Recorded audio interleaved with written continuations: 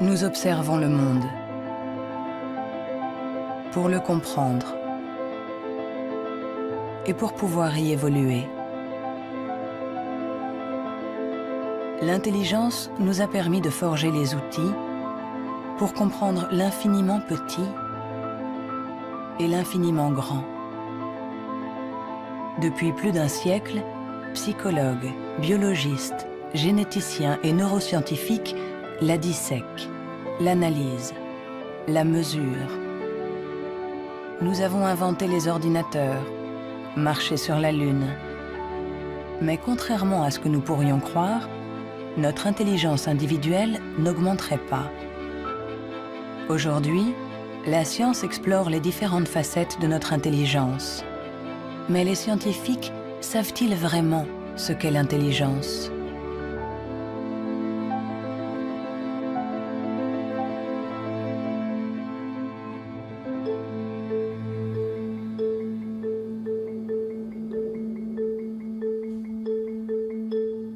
L'intelligence, c'est faire le lien. Assembler différents éléments pour trouver une solution. Pour la comprendre, il faut réussir à la fractionner, en isoler toutes les composantes. Les chercheurs se sont donc penchés sur ces différentes facettes.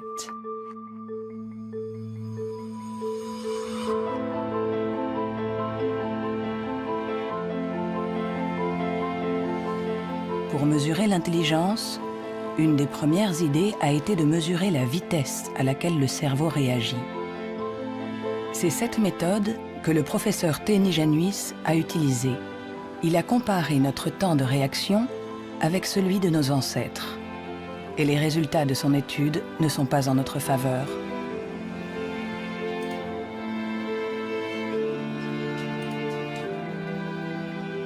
Pour mesurer le temps de réaction, on présente à un sujet une lumière sur un écran et il doit dire, en appuyant le plus vite possible sur un bouton, si elle apparaît à droite ou à gauche.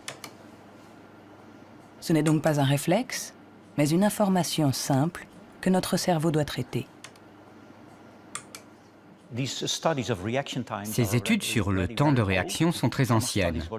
Plusieurs d'entre elles ont été faites entre 1860 et 1880 en Grande-Bretagne par Francis Galton, le cousin de Charles Darwin. Il a testé plusieurs milliers de personnes qui étaient représentatives de la population de l'époque.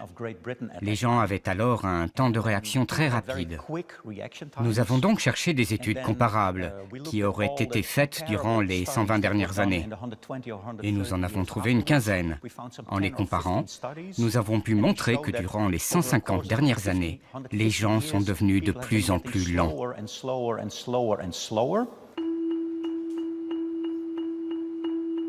Pour le professeur Teni Januis, intelligence égale vitesse.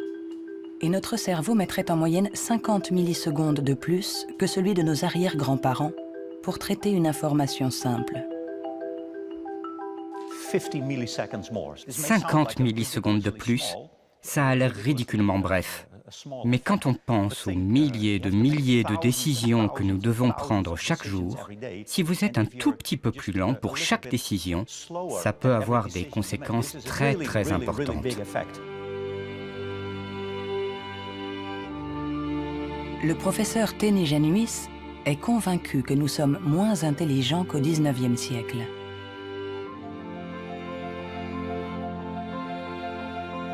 Il en voit la preuve dans l'incroyable inventivité de cette période, marquée par une explosion des innovations, de la créativité, des idées.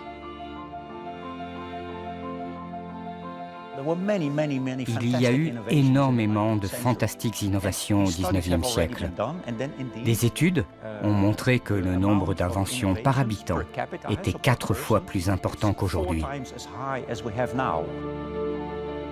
Le professeur Teni Januis pense que notre intelligence est en panne. Elle décline depuis au moins 150 ans. Mais au XIXe siècle, Sir Francis Galton pensait déjà que les Anglais étaient bien moins intelligents que les Grecs de l'Antiquité, qui ne manquaient pas d'esprit brillant. Alors, Qu'en est-il des prédécesseurs des Grecs, les hommes préhistoriques? Eh bien, il est extrêmement difficile de mesurer leur intelligence. Pourtant, à l'Institut Max Planck de Leipzig, on essaye de répondre à cette question en reconstituant le cerveau de nos ancêtres de la préhistoire.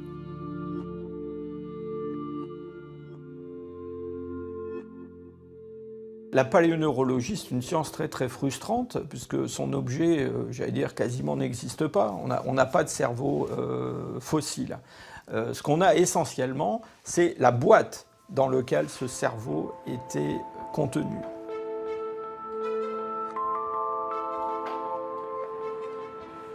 En comparant notre cerveau avec celui des hommes préhistoriques, les scientifiques se sont aperçus qu'il y avait des différences. Des différences de forme, mais aussi des différences de taille. Certains hommes préhistoriques avaient un cerveau plus grand que le nôtre. Quand on sait que tout ce que nous sommes, tout ce que nous pensons, nos souvenirs, notre personnalité, nos émotions, notre langage, tout dépend essentiellement de cet organe, alors est-ce que l'intelligence est directement liée à la taille? Il serait naïf de penser que il n'y a pas de lien entre la taille du cerveau et la complexité des comportements, entre guillemets, l'intelligence. On le voit dans le monde animal, hein, les animaux qui sont les plus intelligents, en particulier les cétacés, certaines formes de dauphins par exemple, sont des formes qui, dans le monde animal, ont de très grands cerveaux, un grand nombre de neurones. On retrouve chez eux quelque chose qui rappelle ce qu'on trouve chez les primates, les grands primates, et chez l'homme. L'évolution a fait croître la taille de notre cerveau pendant 2 millions d'années, pour atteindre son maximum il y a 15 000 ans environ.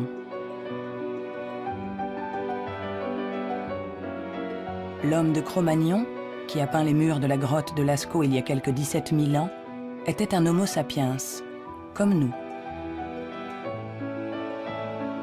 Mais de tous les Homo sapiens, il est celui doté de la plus grosse cervelle. En effet, la taille de notre cerveau aurait diminué par rapport à celui de notre ancêtre. Et pour certains chercheurs, nous serions moins intelligents que lui. Mais cette théorie est loin de faire l'unanimité. Moi, je ne crois pas qu'il y a une intelligence qu'on peut mesurer avec 1 centimètre et dire, voilà, il est aussi intelligent, ou il est plus intelligent, ou il est moins intelligent. Un homme de Cro-Magnon, il était intelligent pour être intelligent dans le monde où il vivait, et pas pour être intelligent dans une banque. Si on allait chercher avec la machine à voyager à travers le temps un homme d'il y a 25 000 ans, un Cro-Magnon, qu'on l'amenait aujourd'hui, il s'adapterait au monde dans lequel il aurait à vivre. Historically, you guys have struggled to adapt. Yeah, right. Walking upright, discovering fire, inventing the wheel, laying the foundation for all mankind. You're right. Good point. Sorry we couldn't get that to you sooner. Connie, your reaction? We live in a society where the individual ego and the group dynamic are in constant struggle. Response? Yeah, I have a response. What? Plus intelligent? Moins intelligent? Dès qu'on essaye de mesurer l'intelligence, tout se complique. Et pourtant, nous l'évaluons sans cesse. Dans les universités du monde entier, on enseigne ce qu'est l'intelligence. Et chacun d'entre nous, sans être un spécialiste, la mesure tous les jours. Vous mesurez l'intelligence. Si vous êtes célibataire, que vous allez dans un bar et que vous rencontrez quelqu'un, la chose la plus importante après le physique, c'est l'intelligence. Vous évaluez l'intelligence des gens quand vous parlez avec eux. Sont-ils rapides quand vous leur parlez de quelque chose qu'ils ne connaissent pas? Est-ce qu'ils comprennent? Mesurer l'intelligence en analysant les réponses,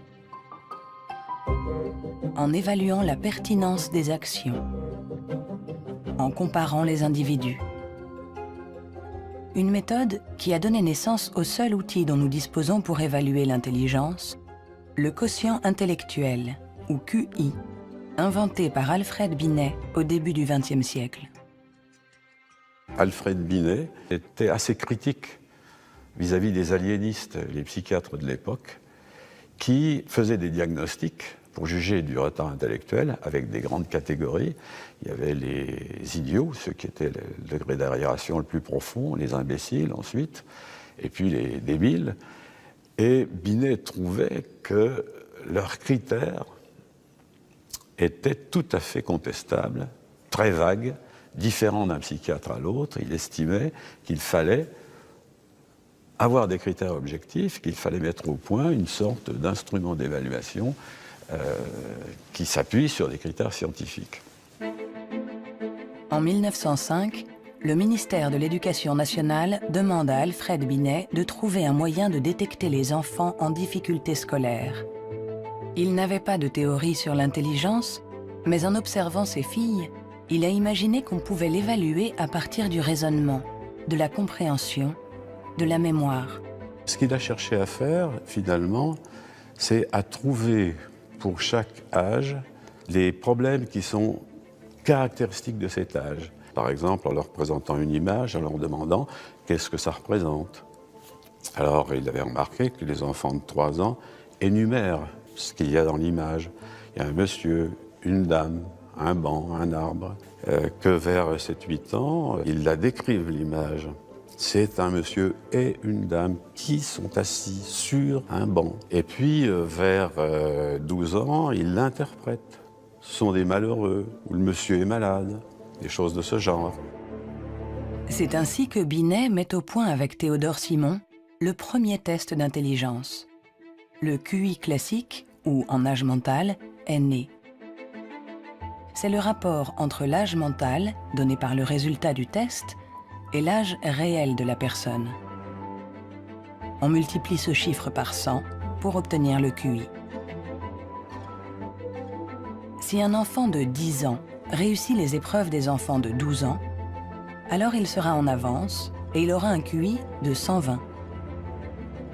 L'idée, ça a été de rapporter la performance d'un individu à la performance de ceux qui lui sont comparables, c'est-à-dire qui sont exactement dans la même catégorie d'âge, de la même culture, etc.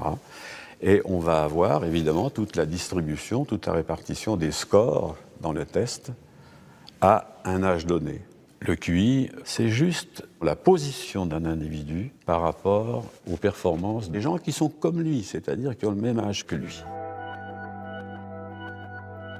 Nous accordons au QI un pouvoir exagéré, parce qu'il prétend évaluer cette qualité si particulière qu'est l'intelligence. Difficile dès lors de résister à la tentation de s'évaluer, de se comparer. Ce qui est un peu catastrophique, c'est ce qu'on voit actuellement sur des sites internet où on vous permet de calculer votre QI. Et alors je pense que des gens, ils font ça, ils se retrouvent avec un chiffre, et ils vont l'interpréter, si par exemple ce chiffre n'est pas bon, en se disant qu'ils ne sont pas intelligents. C'est absolument ridicule et catastrophique. Le 2. Il est ridicule de croire qu'un chiffre peut résumer quelqu'un. Le 4. Le 3. Les vrais tests de QI se font chez des psychologues agréés. Le 2. Car il faut savoir les interpréter en les mettant en rapport avec le passé d'un individu, son présent, Le 2 ou le 3. sa personnalité. Le QI permet d'évaluer l'intelligence, de comparer les individus. Mais nous permet-il de savoir si notre intelligence a évolué depuis que Binet l'a inventé il y a plus d'un siècle? Réussissons-nous mieux aujourd'hui les tests de QI? C'est en Nouvelle-Zélande qu'on a apporté pour la première fois une réponse à cette question. C'est ici que James Flynn a fait une découverte surprenante que les scientifiques du monde entier ont baptisé l'effet Flynn. L'effet Flynn, c'est la découverte que pour toutes les nations qui sont entrées dans l'ère industrielle, il y a eu des gains importants dans les tests de QI. J'ai regardé tous les types de tests de QI dans 40 pays, comme en France, en Hollande, en Norvège, partout où il y avait des appelés au service militaire. On leur donnait exactement le même test chaque année, et les gains sont évidents. Il y a 1 ou 2 générations, les gens avaient en moyenne 30 réponses justes sur 60, alors qu'aujourd'hui, ils en ont 45.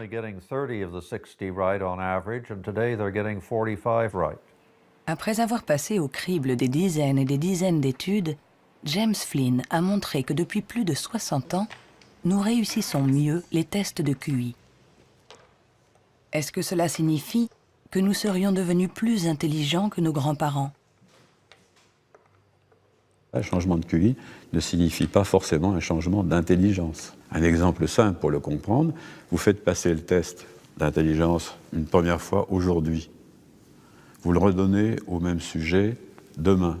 Il y a un effet d'apprentissage, il va réussir un peu mieux, il va avoir des scores un peu meilleurs. Ça ne veut pas dire qu'il est devenu plus intelligent, ça veut juste dire qu'il est un peu plus familier avec la façon de passer le test. L'augmentation du QI est due en grande partie à l'environnement, une meilleure nourriture, une meilleure éducation. Notre QI augmenterait de 2 à 3 points par année d'école supplémentaire et la durée de scolarisation est passée en moyenne de 6 ans au début du XXe siècle à 11 ans aujourd'hui dans les pays industrialisés. Tous ces effets se sont additionnés et ont fait augmenter les scores de QI. Quand vous passez un test aujourd'hui, vous y êtes préparé dans la mesure où toute une série de facteurs vous ont donné la capacité d'utiliser votre logique de manière abstraite. C'est pour ça que vous pouvez regarder une suite de nombres et deviner le suivant.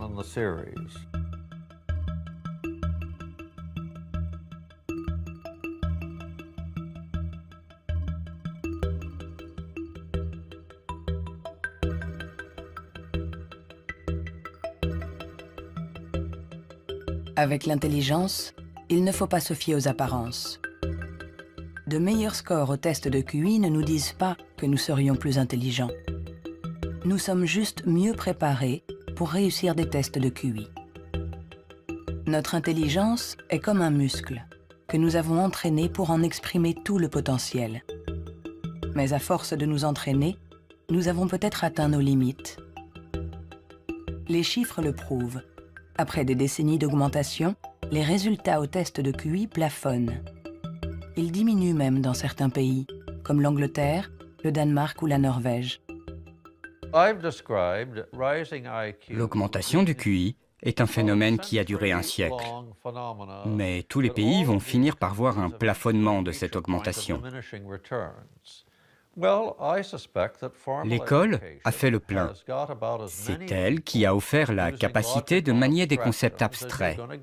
Et à moins d'une révolution de la pédagogie, les bénéfices dus à l'école vont plafonner parce que presque tout le monde aujourd'hui est scolarisé.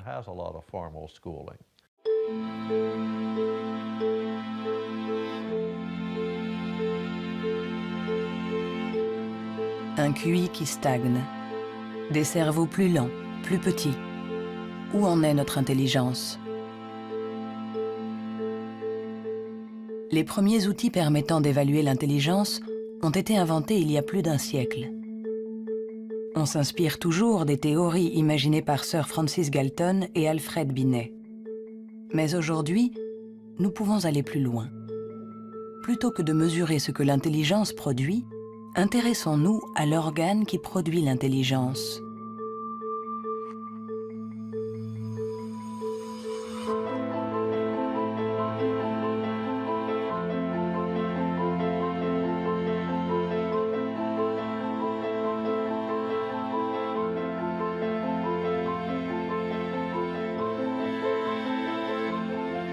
Richard Ayer est psychologue et neuroscientifique à l'Université de Californie, Irvine. Depuis plus de 30 ans, il essaie de savoir à quoi ressemble un cerveau intelligent. Grâce aux progrès faits par l'imagerie cérébrale ces dernières années, il cherche, avec son collègue le professeur Rex Jung, où, dans le cerveau, se niche l'intelligence. Nous regardons le cerveau de Richard Ayer, un très joli cerveau. Le docteur Ayer est une personne brillante, intelligente, et nous voyons toutes les régions qui sont le support de son intelligence.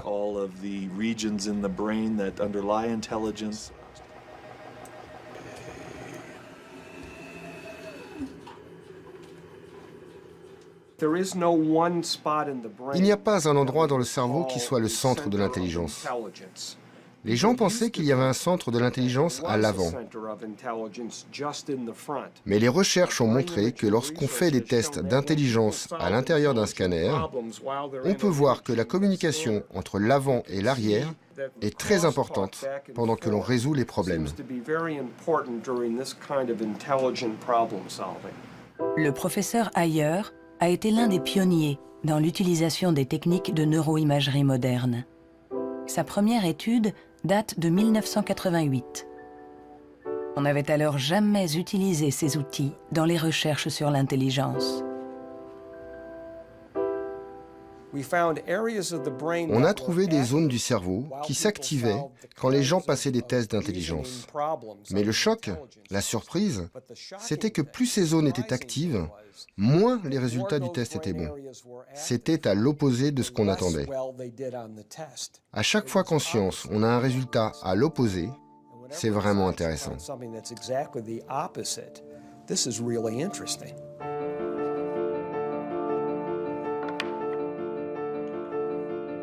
Un cerveau intelligent n'est pas un cerveau qui fonctionne plus, mais au contraire, un cerveau qui fonctionne moins. C'est ce qu'on appelle la neuroefficacité. Être intelligent, c'est résoudre un problème en faisant un minimum d'efforts.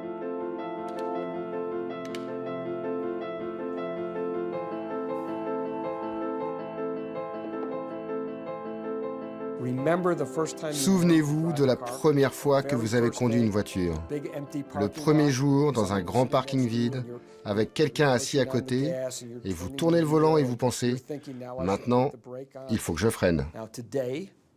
Mais aujourd'hui, vous conduisez au milieu de la circulation dans une ville que vous ne connaissez pas, et malgré ça, vous pouvez discuter avec quelqu'un. Votre cerveau est bien plus efficace pendant que vous conduisez. Donc, les hauts niveaux d'intelligence ne sont pas forcément liés à un cerveau qui travaille plus, mais à une transmission plus efficace de l'information entre les zones importantes du cerveau. Lorsqu'on pense à un processus aussi complexe que l'intelligence, il faut imaginer que le cerveau est comme un orchestre avec différentes sections. Mais le vrai mystère, c'est comment ces sections interagissent. Parce que pour autant que nous le sachions, il n'y a pas de chef d'orchestre. Si le cerveau est un orchestre, alors l'intelligence est la musique.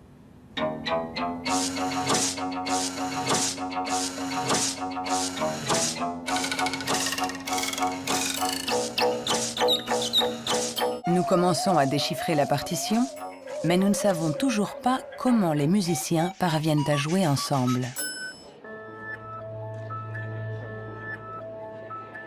À l'université de la Sorbonne, le professeur Olivier Houdet est à la recherche de ce chef d'orchestre. Pour le trouver, il mesure l'activité électrique du cerveau pendant que des enfants résolvent des problèmes. Ce qui l'intéresse, c'est ce qu'il appelle les bugs de l'intelligence. Si vous présentez à un enfant ce dispositif avec 1, 2, 3, 4, 5 babards écartés ou 5 babards resserrés, et vous demandez à l'enfant, y a-t-il le même nombre de babards au-dessus et en dessous, jusqu'à 6-7 ans, tous les enfants du monde vont vous répondre « Ah ben non, il n'y en a pas pareil, il y en a plus là parce que c'est plus long ». Le cerveau de l'enfant est donc piégé par l'intelligence, c'est-à-dire visio-spatiale, selon laquelle longueur est égale à nombre. Dans le cerveau, ça se traduit par le fait qu'on a des chemins neuronaux différents pour résoudre une même tâche.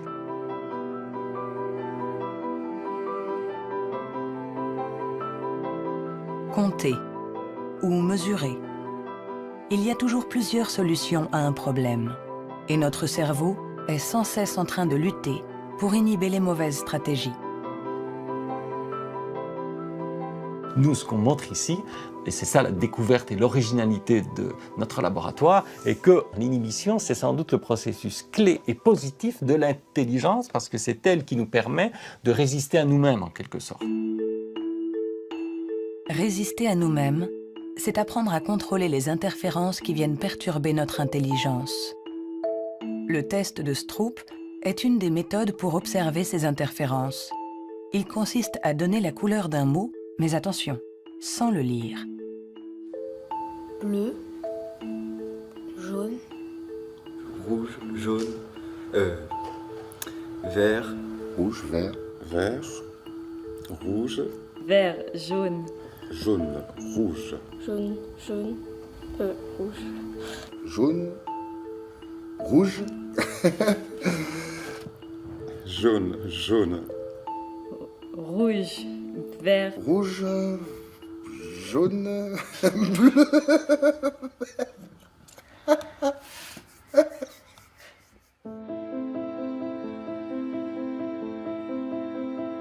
Pour résoudre un problème, nous sollicitons différentes régions du cerveau reliées entre elles, mais qui sont parfois en compétition. Mais comment ces différentes zones communiquent-elles? C'est ce à quoi s'intéresse le professeur Douglas Fields à l'Institut national de la santé de Washington.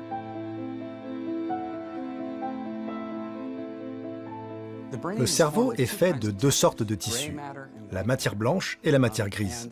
Tout le monde a entendu parler de la matière grise. C'est là où se trouvent les neurones, sur une couche à la surface du cerveau.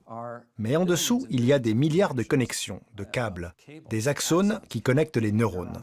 Et c'est blanc parce que ces axones ont une gaine isolante formée d'une membrane qui est de la myéline.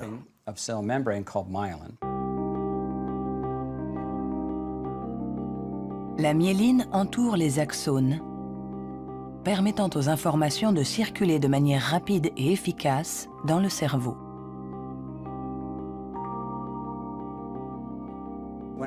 Quand un enfant naît, son cerveau n'est pas mature. Ses fonctions sont minimales. Un bébé ne peut quasiment rien faire. Il ne peut pas se nourrir, il ne voit pas vraiment, il ne sait pas marcher ni redresser la tête. C'est parce que notre cerveau est façonné en permanence par notre environnement. Et une des choses les plus intéressantes avec la myéline, c'est qu'elle se forme après notre naissance. La myéline est essentielle pour que l'information circule de manière efficace dans le cerveau. Elle est donc essentielle pour notre intelligence. Mais aujourd'hui, la formation de la myéline est perturbée. Barbara Demnex, endocrinologue au Muséum d'histoire naturelle de Paris, a montré comment notre intelligence est menacée par un des fléaux majeurs du XXIe siècle, la pollution. Quel que soit l'endroit où vous vivez dans le monde, vous allez être exposé à des centaines de produits chimiques qui vont interférer avec l'hormone thyroïdienne. Cette hormone est produite par la glande thyroïde qui se trouve à la base du cou chez l'homme. Elle est nécessaire au développement du cerveau depuis les premières étapes du développement du fœtus jusqu'à un âge plus avancé, comme le mien, pour assurer le maintien de fonctions, comme la myélinisation.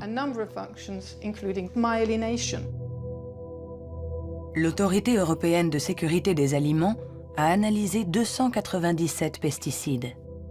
Plus d'une centaine d'entre eux perturbent le fonctionnement de l'hormone thyroïdienne.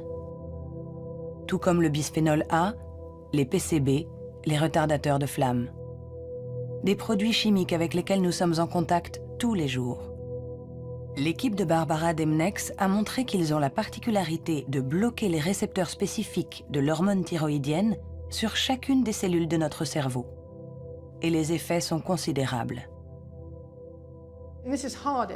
Ce sont des preuves solides. On a regardé, les scientifiques ont regardé, les niveaux d'exposition chez les femmes qui ont des enfants. On a comparé différents niveaux d'exposition et on a vu que les niveaux les plus élevés étaient associés à une perte de 5 à 6 points de QI chez leurs enfants. C'est vrai que la plupart d'entre nous ne voient pas la différence, mais il est évident que 5 points de QI en moins peuvent faire une grande différence pour votre réussite scolaire ou votre réussite dans la vie. Et le simple fait de le savoir est vraiment troublant pour les parents.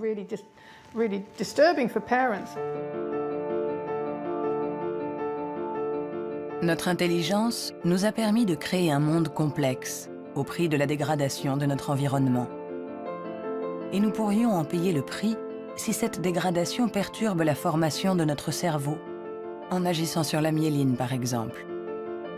Mais si ce phénomène se confirme, comment le gérer? Pendant plus d'1 siècle, on a pensé que tous nos processus mentaux n'étaient dus qu'à l'activité électrique des neurones. Mais aujourd'hui, les neurobiologistes ont commencé à explorer un nouveau continent. Il n'y a que 15% des cellules du cerveau qui sont des neurones. Le reste, qui représente 85%, ne communique pas grâce à l'électricité. On l'appelle la glie. De nouvelles méthodes nous ont permis de voir avec surprise que les cellules gliales communiquent entre elles et avec les neurones. On est à la pointe des recherches sur le cerveau, car il y a là un changement fondamental dans la manière dont on pense que le cerveau fonctionne au niveau cellulaire. Les cellules gliales, des cellules bien plus nombreuses que les neurones et qui forment leur environnement. Certaines fabriquent la myéline. D'autres nourrissent les neurones et les protègent. On les appelle les astrocytes. Et une découverte inattendue a montré que les astrocytes jouaient un rôle dans l'intelligence. Tout a commencé avec un génie. En avril 1955, au Princeton Hospital du New Jersey, Thomas Harvey, médecin pathologiste, est en charge de l'autopsie de Albert Einstein. Et ce 18 avril, à 8 heures du matin, il décide de voler le cerveau de celui que nous considérons comme l'incarnation du génie. Il espérait, en examinant le précieux organe, percer les secrets de l'intelligence. Après l'avoir conservé caché chez lui pendant 27 ans, il autorisa d'autres scientifiques à l'examiner. Et ils découvrirent quelque chose dans le cerveau d'Einstein qui était peut-être le secret de son intelligence. Le cerveau d'Albert Einstein a été examiné pour voir ce qui le rendait plus intelligent. Et il n'y avait pas de différence sur le nombre de neurones, sur la taille des neurones, il n'y avait rien. Mais son cerveau avait plus d'astrocytes. Et beaucoup de gens se sont intéressés au rôle joué par les astrocytes dans l'intelligence. Les astrocytes. Des cellules gliales identifiées il y a plus d'1 siècle. Mais ces dernières années, les scientifiques se sont aperçus que leur rôle était plus complexe que ce qu'ils imaginaient.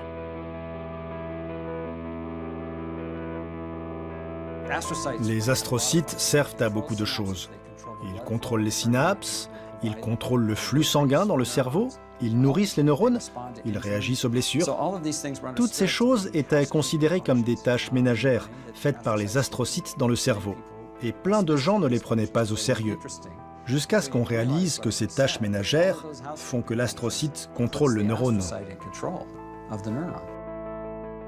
Un astrocyte humain contrôle des centaines de neurones, bien plus que ce que peut faire un astrocyte de souris par exemple. En se basant sur cette observation, une équipe de l'Université de Rochester a mis au point une expérience fascinante. Pour mieux comprendre l'intelligence humaine, ils ont décidé de lui faire franchir la barrière des espèces. Ils ont greffé des astrocytes humains dans le cerveau de souris.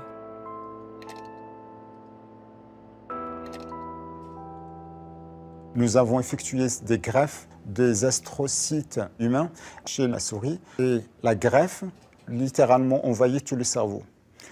Quand on regarde, par exemple, à l'âge de 1 mois après la greffe, on voit que la greffe est très discrète à l'endroit presque où on a greffé les cellules. Si on revient 1 an plus tard, tout le cerveau devient greffé On remplace littéralement toutes les cellules par des cellules humaines. On s'est rendu compte que ces souris sont plus aptes à avoir une meilleure mémoire et un meilleur apprentissage que les souris non greffées. Pour tester les capacités de ces souris au cerveau modifié, les chercheurs les ont placées dans un labyrinthe. Résultat, les souris greffées trouvent la sortie 2 fois plus vite que les souris non greffées. Cette expérience ne laisse plus la place au doute. Les astrocytes contribuent à favoriser la mémoire et l'apprentissage. Ils jouent un rôle clé dans notre intelligence.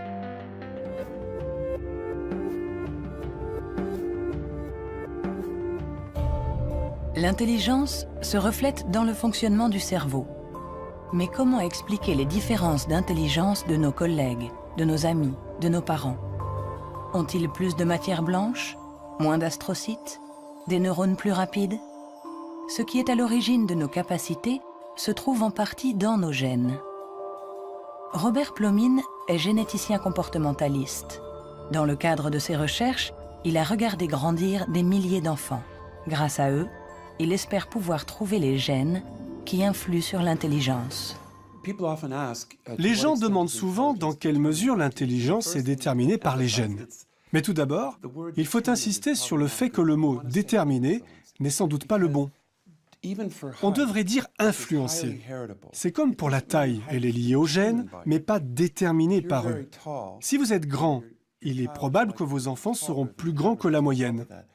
Mais s'ils sont mal nourris ou s'ils sont malades, ils seront peut-être plus petits. Ce n'est pas déterminé, c'est influencé. Pour l'expliquer différemment, les gènes nous donnent un potentiel et l'environnement permet de l'exprimer.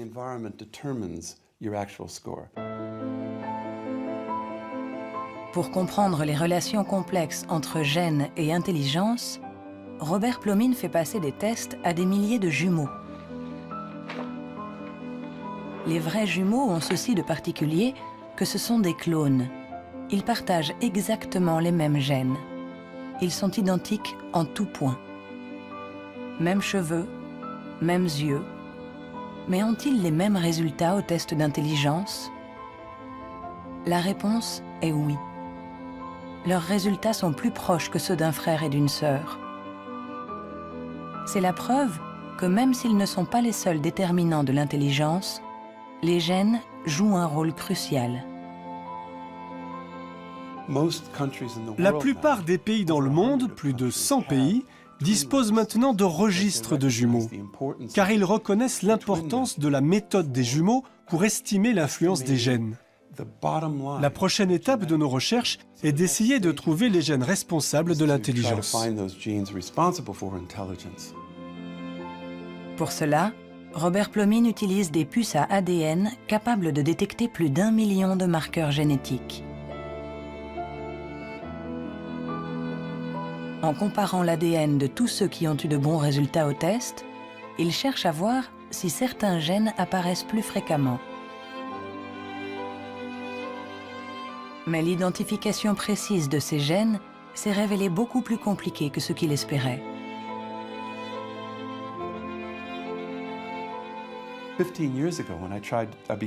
Il y a 15 ans, quand j'ai commencé à essayer de trouver les gènes de l'intelligence, personne n'imaginait que ce serait aussi difficile.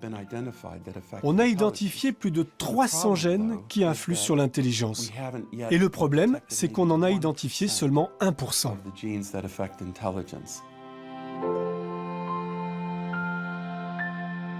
L'intelligence est influencée par l'interaction de plusieurs milliers de gènes.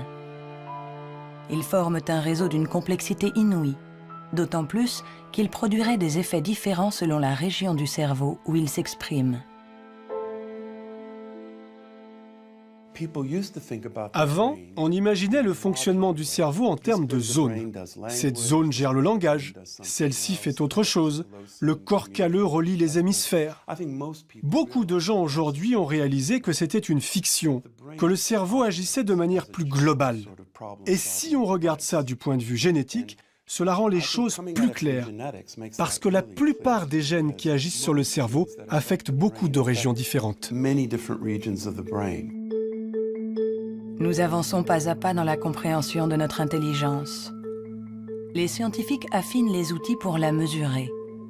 Mais la question qui se pose est l'usage que nous en ferons.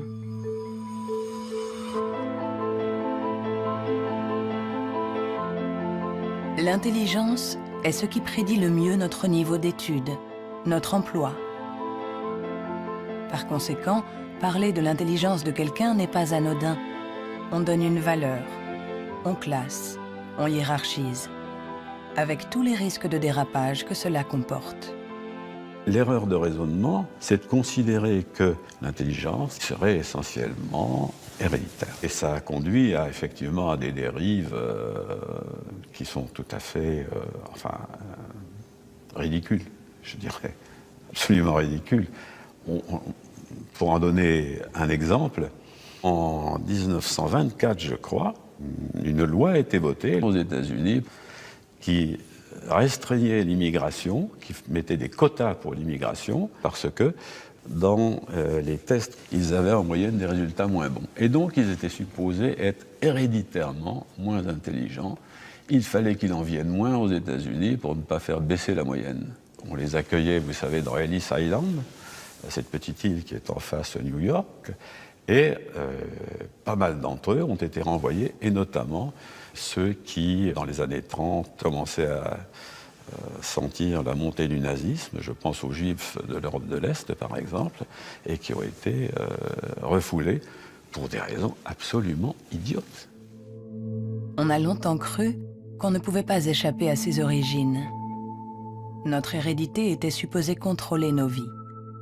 La science, depuis, nous a heureusement éloignés de cette vision déterministe. Mais l'intelligence est un sujet à part, un sujet si sensible que les faux pas et les excès ont marqué son histoire. William Shockley, physicien visionnaire, prix Nobel pour sa découverte du transistor, se montra moins brillant lorsqu'il décida de se pencher sur l'étude de l'intelligence. Dr. Shockley, if you could answer it yes or no, I would appreciate it. Do you believe that black people are inferior in intelligence because of their heredity?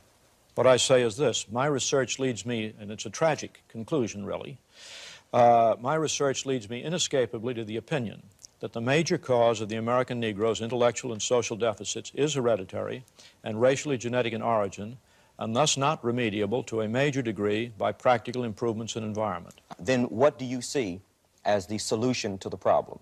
I would propose that you would offer a bonus to everyone to be sterilized. The offer is based upon the best estimates, best scientific estimates that one can have of any genetically carried disabilities. 1974, c'était tout juste hier, une époque pas si lointaine où certains se servaient du QI pour justifier des théories racistes, pour exclure ceux qui étaient différents. Joseph Chovanec est atteint du syndrome d'Asperger, une forme d'autisme qui peut cohabiter avec un QI élevé. Diplômé de Sciences Po, docteur en philosophie, écrivain. À 6 ans, il ne disait pas un mot. Aujourd'hui, il parle 7 langues, dont l'hébreu, l'arabe, le perse et l'azerbaïdjanais. Je fais partie de ces enfants qui étaient promis à la poubelle. Pendant très longtemps, on nous a dit que les personnes autistes étaient déficientes intellectuelles. On a posé presque comme synonyme déficience intellectuelle et autisme. Alors qu'aujourd'hui, on sait bien que ce n'est pas le cas. Chaque société humaine a besoin d'un certain nombre de hiérarchies, a besoin que les gens se démarquent un peu des autres. Et on a tendance à résumer un peu tout par un critère unique. Aux États-Unis, ce qui fait, les qualités humaines et les hiérarchies, c'est le QI. En France, c'est tel ou tel concours administratif. Sous la Chine impériale, c'était les fameux concours de mandarinat. Mais tout ça, ça repose sur une idée centrale qui est fausse, à savoir qu'il y aurait une échelle unique de l'humanité.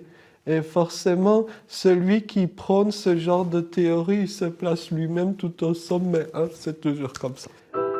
L'intelligence comme échelle unique de l'humanité. Mais peut-on résumer l'humain à une seule dimension? Peut-on réduire l'homme à sa seule intelligence alors que l'intelligence elle-même a de multiples facettes.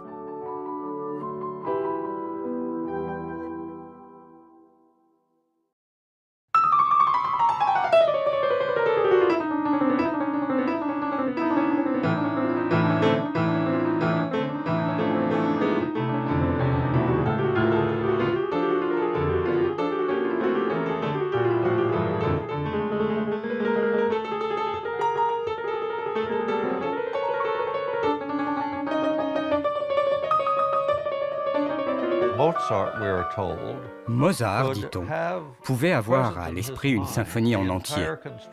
Si vous suivez une symphonie, vous devez suivre son développement dans le temps. Mais lui, il avait conscience de sa globalité. C'est un peu le même niveau de complexité que pour un mathématicien qui pense à 7 ou 8 formules et voit toutes les connexions possibles entre elles. Alors on peut toujours objecter. Est-ce que l'intelligence musicale est une forme d'intelligence? Ce n'est pas important. Ce qui est important, c'est que ça existe et que ceux qui l'ont n'ont pas obligatoirement de grand QI.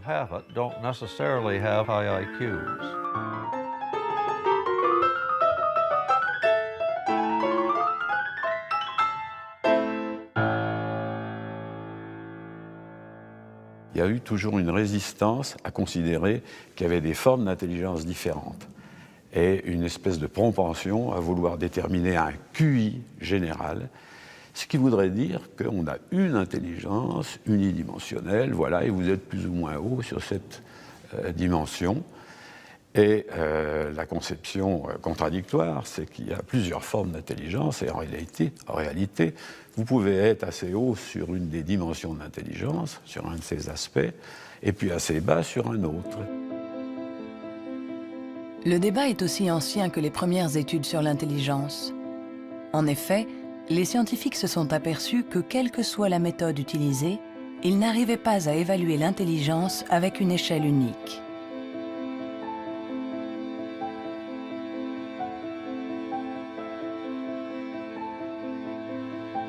À l'Université du Nouveau-Mexique, le professeur Rex Jung est convaincu que pour résoudre n'importe quel problème, nous utilisons différentes manières de raisonner, que ce que nous appelons intelligence n'est que l'une d'entre elles.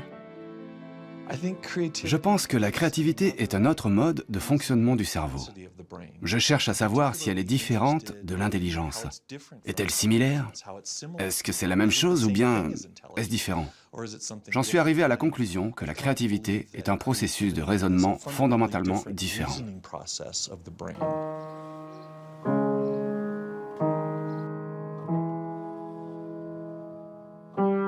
Déchiffrer une partition, c'est être intelligent en utilisant nos connaissances.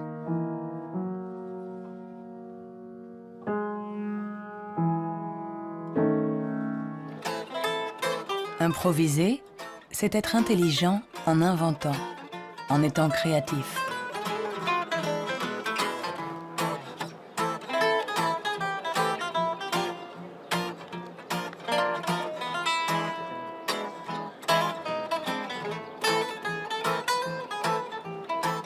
Un musicien peut être à la fois intelligent et créatif. Un sujet d'étude idéal.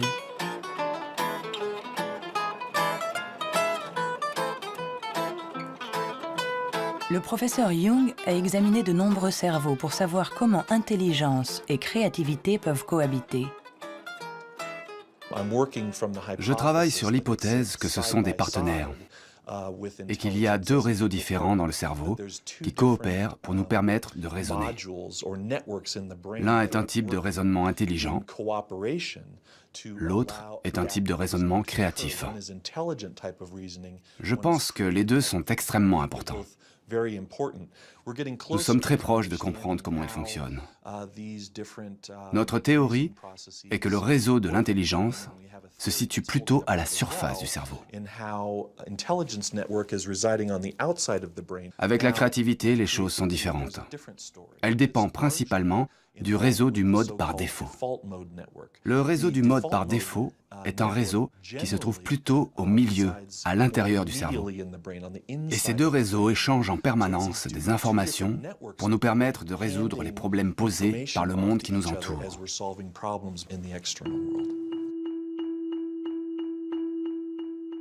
Nous avons tous expérimenté cette sensation d'une idée surgissant de nulle part avec la force de l'évidence. Ce que nous révèlent les neurosciences, c'est que ce mode de raisonnement, ce mode inventif, créatif, est un mode de raisonnement à part entière. Peut-on être intelligent sans être créatif? Ou créatif sans être intelligent? La question a elle-même un sens. Pour évoluer intelligemment dans le monde, n'avons-nous pas besoin de toutes les ressources de notre esprit? On ne peut pas être créatif en physique, par exemple, si on n'a qu'une éducation physique. Pour être créatif en physique, il faut une autre éducation et ensuite se retrouver dans un univers étranger et réutiliser des trucs et astuces, des mécanismes mentaux qu'on a appris ailleurs. Hein. Et le drame de la recherche stérile, c'est la recherche qui ne connaît que sa petite chapelle, où il n'y a ni import ni export de données. Hein. Par contre, tous ceux qui ont été créatifs, ce sont des gens qui ont importé des idées d'un univers autre.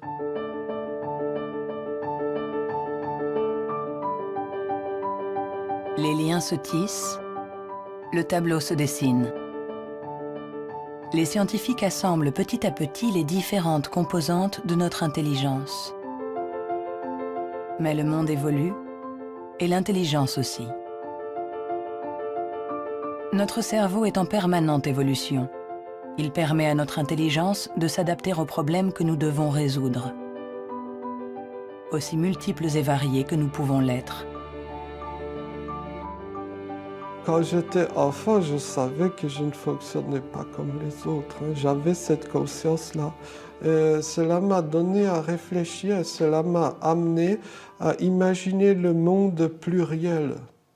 Imaginez le monde où il n'y a pas un seul axe, que ce soit de classement ou de valorisation, mais un grand nombre d'axes. Et j'ai dit, la vraie intelligence du monde, n'est-ce pas de savoir réfléchir de façon plurielle, de savoir prendre en compte plusieurs grilles de compréhension du monde et non pas une seule.